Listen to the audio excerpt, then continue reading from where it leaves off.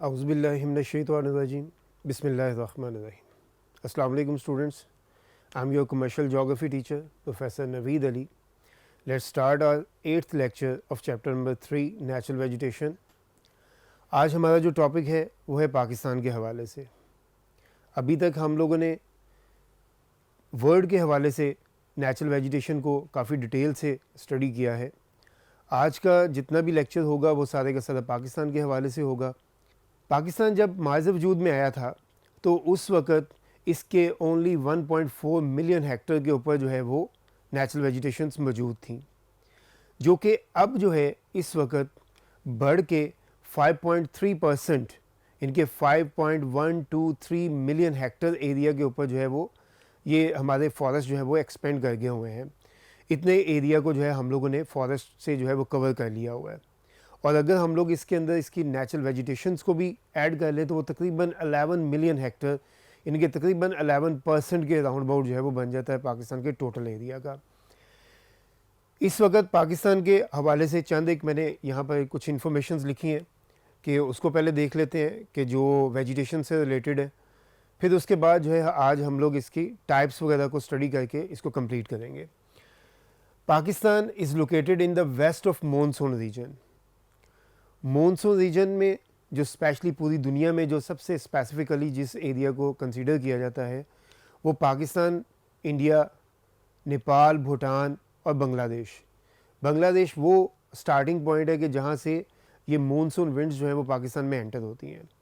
Otherwise ये basically sea breeze होती हैं जो कि डिफरेंट कंट्रीज़ में एंटर होती हैं और उनके रास्ते में अगर कोई हर्डल आ जाए तो ये वहाँ पर रेनफॉल का बाइस बनती हैं।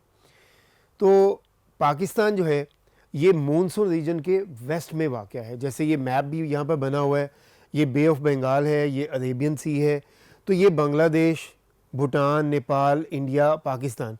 अब इसके ये टोटल एरिया को देखा जाए, ये जितने भी कंट्रीज़ हैं इनके तकरीबन वेस्ट में या नॉर्थ वेस्ट में जो है पाकिस्तान सिचुएटेड है। तो Pakistan is located in the monsoon region. इसके बाद है 5.3% area of Pakistan is under forest. ये सिर्फ फॉरेस्ट का एरिया है, इसमें बाकी की नेचुरल वेजिटेशन को इंक्लूड नहीं किया गया हुआ। At the time of independence only 1.4 million hectare area of Pakistan was under forest and now 5.123 million hectare area is under forest. 67% forest area forest are the property of government.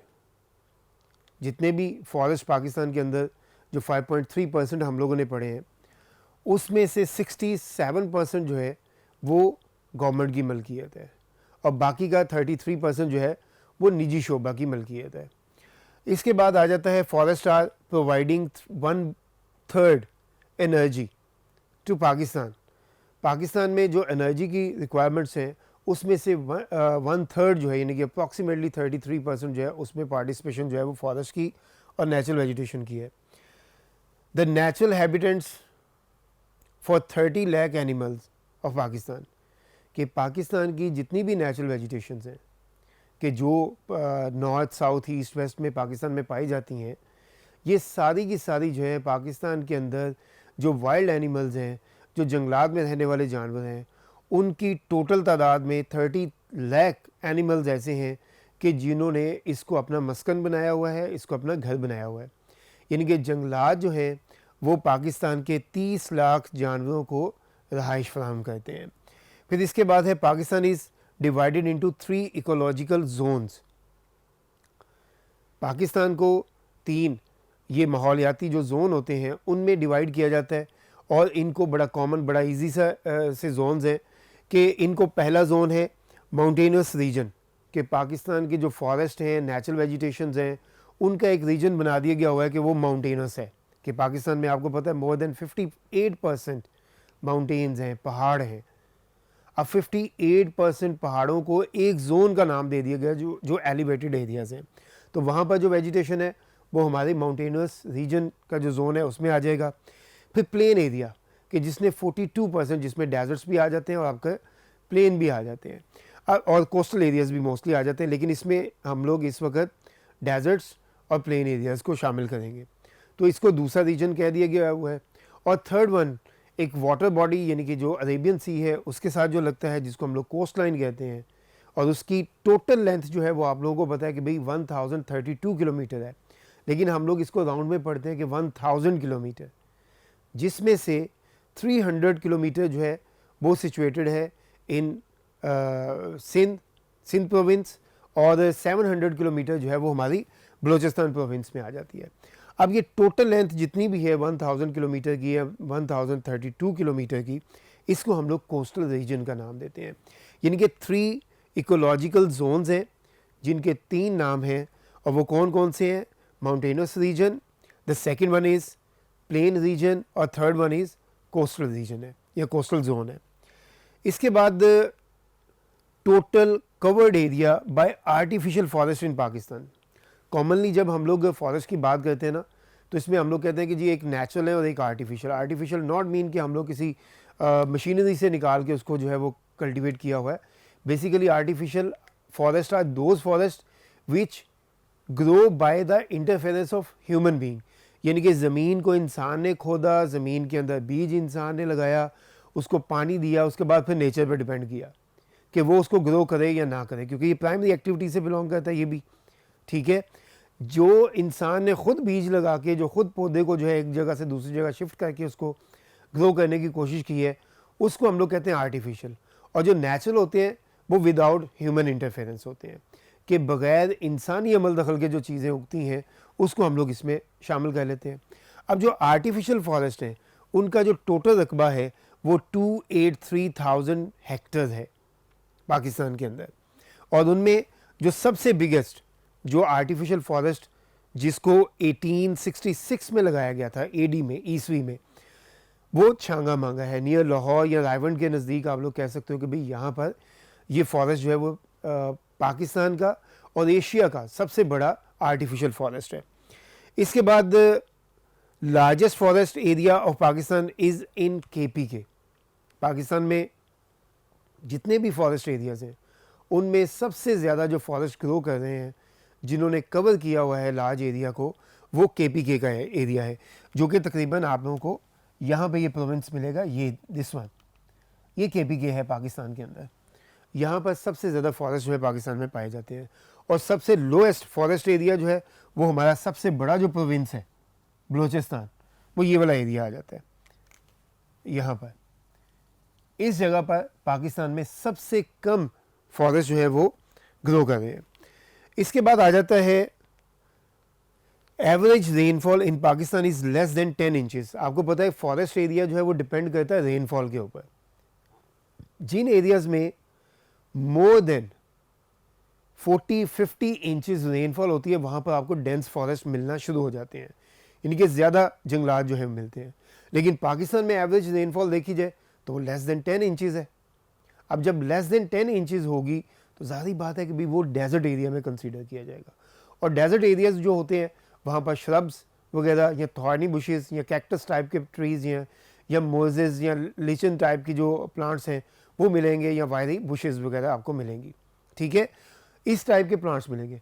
अब इस चीज़ में देखा जाए, इसके बावजूद पाकिस्तान ने जो है वो इतनी कोशिश की है कि अपने कंट्री के अंदर डिफरेंट एरियाज़ में आर्टिफिशली जो है वाटर सप्लाई करने के बाद जो है वो ट्रीज़ वगैरह को लगा के पाकिस्तान का एक लार्ज एरिया को जो है आहिस्ता आहिस्ता हम लोग कवर करते जा रहे हैं, ये बाय नेचुरल वेजिटेशन और bye artificial forest.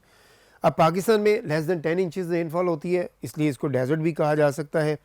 Total area of Pakistan is 796096 square kilometre, जिसको अगर मिलियन हेक्टर में देखा जाए तो 79.61 मिलियन हेक्टर एरिया है। इसके बाद पाकिस्तान में जो फॉरेस्ट जो हैं, जो ट्रीज़ लगे हुए हैं, इनको 2 तरह से डिवाइड किया जाता है। इसकी 2 टाइप्स में डिवाइड कर दिया जाता है। बेसिक टाइप्स जो हैं कि they are productive and protective forest. इसके बाद इनकी डिटेल टाइप्स को समझने के लिए हम लोग चलते हैं नेक्स्ट बोर्ड की तरफ। ओके बेटा, नेक्स्ट है पाकिस्तान में जो वेजिटेशन है जिसमें नेचुरल और आर्टिफिशियल दोनों आ जाती हैं, यानी कि मैन के इंटरफेरेंस से उगने वाली और बाय नेचर कुदरती तौर पर उगने वाली कि सीड्स एक जगह से दूसरी जगह चले गए और किसी तरह से ज़मीन के अंदर दब गए और वहाँ पर जो है उसको वाटर वगैरह मिला तो वो ग्रो कर गए। अब पाकिस्तान में जो है बहुत सी टाइप्स पाई जाती हैं, जिनमें से चंद एक जो है वो हम लोग ने सिलेक्टेड जो है वो यहाँ पर लिखी हुई हैं, उनको हम लोग स्टडी करने की कोशिश करते हैं कि जिनमें सबसे पहली आ जाती है अल्पाइन फॉरेस्ट। अल्पाइन फॉरेस्ट के जो एरियाज़ हैं वो है चित्राल, स्वात, दीर और कागान वगैरह का एरिया। इनके नॉर्दर्न एरियाज़ में और भी बहुत से एरियाज़ जो है वो इसमें इंक्लूडेड है, जहाँ पर इनकी तादाद इतनी ज़्यादा नहीं है, इसलिए उनके नाम यहाँ पर नहीं लिखे गए। जहाँ पर ये सबसे ज़्यादा पाए जाते हैं उनके नाम यहाँ पर लिख दिए उन्हें एरियाज़ के। इनके करैक्टरिस्टिक्स में देखा जाए तो जो अल्पाइन फॉरेस्ट है ये एक स्पेसिफिक एलिवेशन के बाद और एक स्पेसिफिक एलिवेशन से पहले पहले उगते हैं, उसके बाद ये ग्रो नहीं करते। कि जैसे 4000 मीटर यानी कि कोल्ड एरियाज़ में जहाँ पर काफ़ी ज़्यादा सर्दी होती है, ये उन एरियाज़ में ग्रो करते हैं। इनके 4000 मीटर की हाइट से इनकी ग्रोथ शुरू होती है और कहाँ पे ख़त्म होती है, किसके बाद यानी कि ये नहीं उगते, वो स्नो लाइन है। स्नो लाइन मीन कि जहाँ पर थ्रू आउट द ईयर जो है वो वाटर फ्रीज रहता है, ग्लेशियर्स मौजूद रहते हैं, आइस शीट जमी रहती है, उस एरिया को स्नो लाइन। अब स्नो लाइन के बाद जो है वो प्लांट्स नहीं ग्रो करते और 4000 मीटर से नीचे ग्रो नहीं करते। फिर इनको एवरग्रीन फॉरेस्ट भी कहा जाता है। इनके अगर लीव्स देखे जाएं तो ये नीडल शेप लीव्स होते हैं, वैक्सी होते हैं। फिर सरफेस रूटेड ट्रीज़ हैं, इनकी जो रूट्स हैं ये ज़्यादा ज़मीन के अंदर डीप नहीं जाती। उसकी ना जाने की रीज़न आपको पता है कि भाई उनको वाटर जो है वो सरफेस के ऊपर से मिल जाता है और ये इतने ज़्यादा मजबूत भी नहीं होते। अगर इनको के ऊपर थोड़ा सा यानी कि किसी चीज़ से जोर लगाया जाए या किसी चीज़ की टक्कर लगाई जाए तो क्या होगा कि ये ट्री पूरे का पूरा नीचे गिर जाता है। अगर यहाँ पर तेज़ हवा चले तो तब भी ये ट्रीज़ जो है वो अपने रूट्स के थ्रू ही जो है वो उखड़ जाते हैं वहाँ से, तो ये डीप रूटेड नहीं होते। इसके बाद इनको ज़्यादातर जो है वो एज अ फ्यूल के तौर पर इस्तेमाल करके इनको यूज़ किया जाता है, जिसकी वजह से पाकिस्तान के अंदर जो है माउंटेनस रेंजेस में इन फॉरेस्ट की तादाद जो है वो काफ़ी ज़्यादा कम होना शुरू हो गई हुई है कि लोग इसका बेदरेक इस्तेमाल कर रहे हैं। इसके बाद इसमें जो इम्पोर्टेंट ट्रीज़ आते हैं वो है सिल्वर फिर, जूनिपर है और मैपल ट्रीज़ है। इसके अलावा पाइन भी आ जाता है। इसके बाद आ जाते हैं सेकंड वन है कॉनिफरस फॉरेस्ट। अच्छा, एल्पाइन फॉरेस्ट और कॉनिफरस ये दोनों नेचुरल हैं, इसको इंसान ने नहीं उगाया हुआ। कॉनिफरस फॉरेस्ट नोकदार जंगलात हैं, ये भी चित्राल, सवाद, अपर एंड लोअर दीर, मालाकंड और मानसैदा वगैरह में सबसे ज़्यादा पाए जाते हैं। ये भी एवरग्रीन फॉरेस्ट है। ये आल्टीट्यूड 1000, कुछ बुक्स में आप लोगों को 1500 मीटर भी मिलेगा।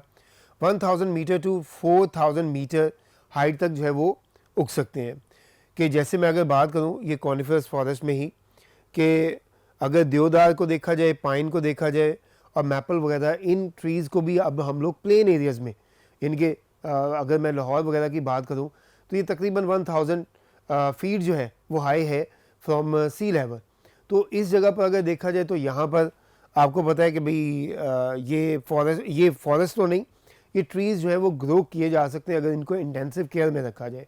अगर केयरफुली स्टार्टिंग में इनको नर्सरीज में रख के ग्रो किया जाए तो ये अच्छे ग्रो कर जाते हैं। बहरहाल ये 1000 मीटर से 4000 मीटर की हाइट तक। फिर ये ब्रॉड टू शॉर्ट लीव्स होते हैं। Broad to short leave mean कि जो कम एलिवेशन पर उग रहे हैं, यानी कि फॉर एग्जांपल 1000 मीटर पर जो ग्रो किए हुए आपको मिलेंगे, उनके लीव्स का साइज़ जो है वो बड़ा होगा। उनके लीव्स का साइज़ बड़ा होने की रीज़न आपको साइंटिफिकली पता है। अगर आप लोगों ने बॉटनी वगैरह के हवाले से कुछ ना कुछ इसको स्टडी किया हुआ है, प्लांट्स को स्टडी किया हुआ है, इनके लीव्स को किया हुआ है, तो जो लो लेवल का एरिया होता है, जो लो आल्टीट्यूड का एरिया होता है, वहाँ पर हीट ज़्यादा होती है, टेम्परेचर हाई होता है। तो प्लांट्स जो है वो अपनी सराउंडिंग को ठंडा करने के लिए अपने लीव्स के थ्रू जो है वाटर को ट्रांसपायरेशन के थ्रू एवेपोरेट कर देते हैं, जिससे उनकी सराउंडिंग ठंडी रहती है। और जैसे जैसे ये हाइट पर जाते हैं टेम्परेचर लो होता जाता है। जैसे हमने पढ़ा था कि 100 मीटर के बाद जो है 1 डिग्री सेल्सियस टेम्परेचर जो है वो कम हो जाता है। अब जैसे जैसे हाइट की तरफ जाएंगे तो टेम्परेचर कम होता जाएगा। तो लीव्स को तो कोई ज़रूरत नहीं है कि भी अपने अंदर से पानी को जो है वो एग्जिट करते रहें, एयर के अंदर छोड़ते रहें और मज़ीद ठंडक हासिल करें। तो इसलिए क्या होता है कि भाई लीव्स का साइज़ जो है नेचर ने ऐसा किया हुआ है कि जैसे जैसे हाइट पर जाते हैं उनके लीव्स का साइज़ जो है वो छोटे से छोटा होता जाता है और एक वक्त आता है कि जैसे मैंने आपको ये अल्पाइन फॉरेस्ट में बताया कि भाई इन फॉरेस्ट के लीव्स जो है वो नीडल शेप यानी कि एक बिल्कुल धागे की तरह के होते हैं, ठीक है, यहाँ पर बिल्कुल बारीक हो जाते हैं और जैसे जैसे लो हाइट की तरफ आएंगे इनके लीव्स का साइज़ बड़ा होता जाता है। फिर ये कोनिकल शेप के होते हैं, कॉनिफरस टाइप के, जैसे हम लोगों ने वर्ड के अंदर इसकी डिफरेंट टाइप्स पढ़ी थी, कॉनिकल फॉरेस्ट, एवरग्रीन फॉरेस्ट की, तो ये कॉनिकल शेप के होते हैं। फिर नॉट डीप रूटेड, इनकी भी रूट्स जो है वो ज़्यादा डीप नहीं होती, ये भी कम गहरे होते हैं और इसलिए इनके भी गिरने का ज़्यादा ख़तरा होता है। फिर इनमें जो ट्रीज़ आते हैं, सिल्वर फिर है, इसमें भी देवदार, पाइन, मैपल, चीड़, ये ट्रीज़ जो है वो ज़्यादा इंपॉर्टेंट है। फिर आ जाते हैं इरीगेटेड फॉरेस्ट या रॉक फॉरेस्ट, आबपाश जंगलात, इनको आर्टिफिशियल फॉरेस्ट भी कहा जाता है क्योंकि ये आबपाशी के ज़रिए जो है इंसान ने ख़ुद जो है वो इनके बीज लगाकर इन ट्रीज़ को जो है वो एक जगह से दूसरी जगह ट्रांसफ़र करके जो है लगाया हुआ है।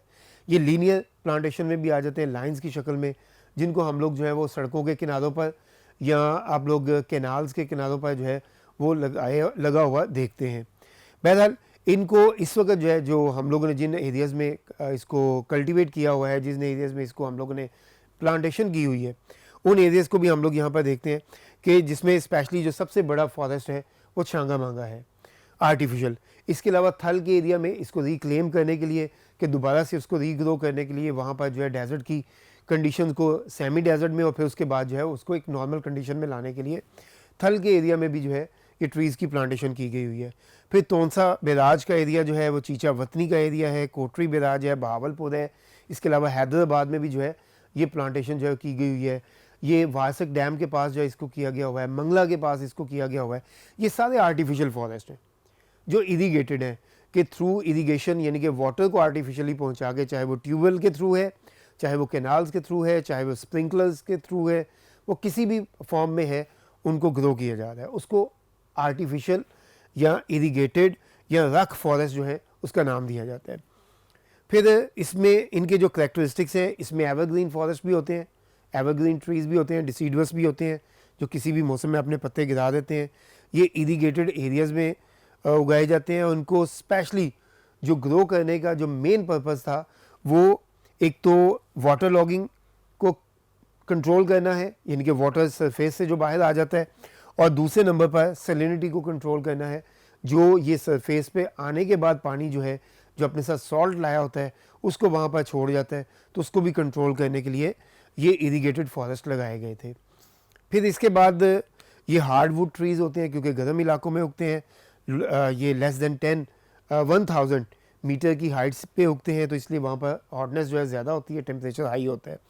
फिर ये लीनियर फॉर्म में जो मैंने अभी बताया कि लाइंस की फॉर्म में एक प्रॉपर वे में लगाए जाते हैं, प्लानिंग के साथ लगाए जाते हैं, एक स्पेसिफिक डिस्टेंस के बाद लगाए जाते हैं। इनमें जो स्पेशली ट्रीज़ आते हैं जो ज़्यादा इंपॉर्टेंस रखते हैं, जो हमें ज़्यादा बेनिफिट दे सकते हैं, उनमें शीशम है, पॉपुलर है, बबूल है, यूकलिप्टस है, सुंबल है, एट्सेट्रा। इसके बाद इसकी मज़ीद टाइप्स को जानने के लिए हम लोग चलते हैं नेक्स्ट बोर्ड की तरफ। ओके बेटा, हमारे थर्ड बोर्ड के ऊपर इसकी बाकी की टाइप्स आ जाती हैं, जिनके कुछ के मैंने सिर्फ नाम लिखे हुए हैं और कुछ की जो है वो थोड़ी सी डिटेल दे दी हुई है। इसमें फोर्थ वन टाइप आ जाती है रिवराइन फॉरेस्ट, जिसको रिपेरियन या बेला फॉरेस्ट भी कहते हैं। बेला हम लोग अपनी लोकल लैंग्वेज में कि किसी भी दरिया के किनारे पर उगे हुए जंगलात को जो है हम लोग बेला का नाम देते हैं। इनमें जो एरियाज़ आ जाते हैं near and along the rivers and their tributaries, near and along the rivers. Pakistan में देखा जाए तो बिग वन रिवर्स जो है वो 5 हैं, और वैसे देखा जाए तो मोर देन 80 जो है वो रिवर्स आ जाते हैं। और अगर हम लोग थोड़े से इंपॉर्टेंट को देखा जाए तो 67 है, और अगर बहुत ज़्यादा इंपॉर्टेंट जो लॉन्गेस्ट रिवर्स में आ जाते हैं वो जस्ट 5 हैं, जो कि पंजाब प्रोविंस में है। ठीक है, अब इन दरियाओं के किनारों पर जो ट्रीज़ लगे हुए हैं, चाहे वो नेचुरल फॉर्म में है, चाहे वो आर्टिफिशियल फॉरेस्ट में है, आर्टिफिशियल फॉर्म में है, उनको हम लोग बेला फॉरेस्ट या रिवराइन या रिपेरियन जो है वो फॉरेस्ट का नाम देते हैं। अब इसके साथ ही लिखा हुआ है and their tributaries. Tributaries mean कि जो उनके मुआवन दरिया हैं। मुआवन दरिया कौन से हैं कि फॉर एग्जांपल मैं अगर बात करूं कि रिवर जेहलम है, चनाब है, रावी है, सतलुज, इन सब का पानी जो है रिवर इंडस में गिरता है। अब इसका मतलब है ये सारे के सारे दरिया जो है वो हेल्प कर रहे हैं किसकी, रिवर इंडस की, कि अपना पानी जो है वो जमा करवा रहे हैं किसको, रिवर इंडस को। इट मीन कि दीज रिवर्स आर ट्रिब्यूटरीज, मुआवन ऑफ रिवर इंडस के उसके हैं। और अगर वेस्टर्न साइड पर देखा जाए तो हमारे पास कुनहार रिवर है, ठीक है, ये आ जाता है, गोमल आ जाता है, कुदम आ जाता है, टोची आ जाता है। ये हमारे पास रिवर्स ऐसे हैं जिनका पानी जो है सिंध में गिर रहा है, और वो भी इसकी ट्रिब्यूटरीज में आ जाएंगी। ये बड़े वाली ट्रिब्यूटरीज है कि जिनके नाम नहीं है। अब इनकी सराउंडिंग में जो ट्रीज़ लगे हुए हैं, जिनके आसपास लगे हुए हैं, उनको हम लोग बेला फॉरेस्ट का नाम देते हैं। फिर इसके बाद है करेक्टरिस्टिक्स इनके, ये भी एवरग्रीन और डिसीडुअस भी होते हैं, ब्रॉड लीव्स हैं, लीनियर फॉर्म में लगे होते हैं, ठीक है। इनका जो वुड है वो मोस्टली इसके लिए, ये क्या कहते हैं, फ्यूल के लिए भी और फर्नीचर के लिए भी, लंबरिंग के लिए और टिम्बर के लिए इस्तेमाल किया जाता है। इसके अलावा इनमें जो ट्रीज़ हैं, बाबूल, शीशम, किक्कर, पॉपुलर, धरेक, ये कुछ ट्रीज़ हैं जो हैं वो यहाँ पर लगाए जाते हैं। ओके बेटा, इसके बाद मैंग्रोव फॉरेस्ट आ जाते हैं, तिमर के जंगलात। तिमर के जंगलात जो हैं ये पाकिस्तान में कोस्टल एरियाज़ में पाए जाते हैं। कोस्टल एरियाज़ में भी उन जगहों पर जहाँ पर रिवर डेल्टास बनते हैं। पाकिस्तान में ये 1% के राउंड अबाउट है। इन ट्रीज़ की खसूसियात वगैरह हम लोग फ़िशिंग में भी पढ़ चुके हैं कि भाई ये सॉल्टी वाटर में ग्रो करते हैं, डेल्टिक एरियाज़ में ग्रो करते हैं, और इनका जो 97% पोर्शन है या 97% जो हिस्सा है ये पाकिस्तान में रिवर इंडस के डेल्टा में है, यानी कि दरियाए सिंध का जो डेल्टा है वहाँ पर ये ग्रो कर रहे हैं। इसके बाद इनके जो अगर करेक्टरिस्टिक्स देखे जाएँ तो ये सेलाइन वाटर में ग्रो करते हैं। ये 3 to 8 meter height, 3 to 8 meter height तक जो इनकी हाइट होती है। फिर ये फायरवुड के लिए ज़्यादातर इस्तेमाल होते हैं। इनकी जो पाकिस्तान के अंदर जो टोटल जो तादाद मिलती है वो 1% है, और इनकी पाकिस्तान में 32 से 60 के राउंड अबाउट स्पीशीज़ हैं, लेकिन ज़्यादा जो है वो 32 के हमें एविडेंस मिलते हैं कि 32 स्पीशीज़ हैं पाकिस्तान में। फिर इनमें जो ट्रीज़ आ जाते हैं उसमें क्यूनी, किरानी, मैरीना, मार्श ग्रासेस हैं और बैम्बूज़ हैं। ये ट्रीज़ वगैरह, ये प्लांट्स जो है वो यहाँ पर मिलते हैं। इसके बाद डेजर्ट वेजिटेशन है, सहराई नबातात, रेगिस्तानी इलाकों में उगने वाली नबातात हैं, जिसमें थल, थर, खारान डेजर्ट, ये डेजर्ट्स आ जाते हैं जो यहाँ पर पाए जाते हैं। फिर उसके बाद नेम ऑफ वेजिटेशन कि जिनमें थॉर्नी बुशेस हैं, कैक्टस है, किक्कर है, जुंड है और एलोवेरा, ये सारी की सारी डेजर्ट एरियाज़ में। और पाकिस्तान में आपको पता है कि 3 डेजर्ट्स हैं, एक थर है, थल है और खारान है। पाकिस्तान का जो सबसे बड़ा डेजर्ट है वो थर डेजर्ट है, जिसको 3 पार्ट्स में आगे डिवाइड करके जो है वो हम लोग स्टडी करते हैं। बहरहाल इन एरियाज़ में जो भी प्लांटेशन की जाती है या होती है उसको हम लोग डेजर्ट वेजिटेशन में कंसीडर करते हैं। और इनको मोस्टली, इन प्लांट्स को जो है वो मोस्टली यूज़ किया जाता है एनिमल हर्डिंग के लिए और एज अ फ्यूल वुड के तौर पर। फिर इसके बाद ट्रॉपिकल थॉर्न फॉरेस्ट आ जाते हैं, हारी खुश्क झाड़ी नुमा जंगलात हैं जो कि साउदर्न सिंध और वेस्टर्न बलूचिस्तान में, इनके ड्राई एरियाज़ में जहाँ पर एवेपोरेशन रेट जो है वो काफ़ी ज़्यादा रहता है, इन एरियाज़ में जो है ये प्लांट्स जो है वो ग्रो करते हैं। और इनमें ऑक एंड बेरी, जो किक्कर है और बेरी के ट्रीज़ जो हैं ये मोस्टली हमें इन एरियाज़ में मिलते हैं, जिनकी हाइट जो है इन प्लांट्स की वो 6 to 10 मीटर तक हाइट होती है। और ये डीप रूटेड होते हैं क्योंकि वाटर की स्केर्सिटी होती है, बहुत कमी होती है, जिसकी वजह से इनकी रूट्स जो है वो काफ़ी ज़्यादा डेप्थ में चली जाती हैं और वहाँ से ये पानी वगैरह हासिल करती हैं।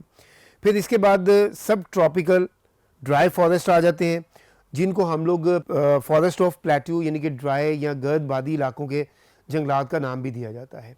इनमें मोस्टली जो ज़्यादातर जो ट्रीज़ आ जाते हैं ये यूकलिप्टस का आ जाता है, क्योंकि ड्राई एरियाज़ होते हैं, वाटर लॉगिंग की वजह से डिस्टर्ब हुए होती है इनकी सॉइल जो है, इसलिए यहाँ पर जो ज़्यादातर ट्रीज़ लगाए जाते हैं वो आर्टिफिशियल होते हैं और उनमें यूकलिप्टस यानी कि सफ़ेदे के दरख्त जो है वो आप लोगों को ज़्यादा मिलेंगे। फिर स्टीप वेजिटेशन है जो कि स्टीप ग्रासलैंड्स हम लोगों ने पढ़ा हुआ है। स्टीप ग्रासलैंड्स में घास के मैदान आपको मिलेंगे जिसमें हम लोग डिफरेंट क्रॉप्स को कल्टीवेट करते हैं, ठीक है, और ये हर तरह के दरख्त जो है वो हमें इन एरियाज़ में मिलते हैं। इनकी हाइट डिफरेंट होती है कि ये आप लोग क्रॉप्स के हवाले से देखी जाए, इस ग्रास के हवाले से देखा जाए तो ये 3 फीट से लेकर आगे 7 फीट तक जो है हाइट के हमें ग्रास मिलेगी।